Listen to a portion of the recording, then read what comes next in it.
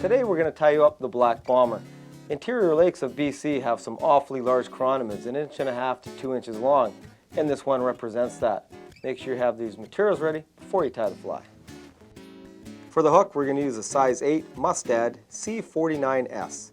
We'll use some UTC 140 black thread to tie with, a large white sea bead for the bead, some 8/0 red thread for the butt, some medium clear liquid lace over the black thread for the body, and for the thorax, some black thread.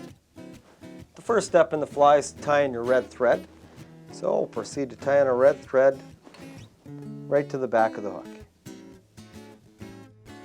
Once we have a red thread tied in, we're going to take our medium clear liquid lace and tie it in at the very back of the hook. Pull it and stretch it as you tie in your red thread and form a small red butt section on the fly. We'll take our red thread and bring it forward, and I'm just going to whip finish it off at the eyelet of the hook. And now we'll take our black thread and tie it on and start forming the body. And when we form the body, I'm just going to go back and leave a red butt on the fly and build up my body with the black thread. And make sure the body is nice and full. You want it fairly big because these are large chironomids. Now that the black thread is tied in, we're going to take our medium clear liquid lace that we tied in earlier and slowly wrap around over our top of our thread to form the body. And we want to pull this quite hard to start.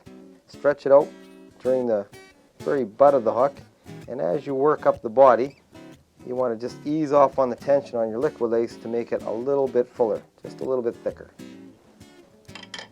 Now that the body's tied in, we're going to wrap up the thorax. And how we do this is just going over top of our liquid lace, and what you want to do is taper it so it goes from the body up to the snow cone so there's no gaps. It's a nice even taper. Just keep building up your black thread to form the thorax.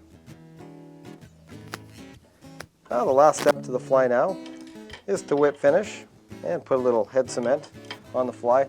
And like I said at the start, there's a lot of these big black bombers in our local lakes. Make sure you have a few in your fly box at all times.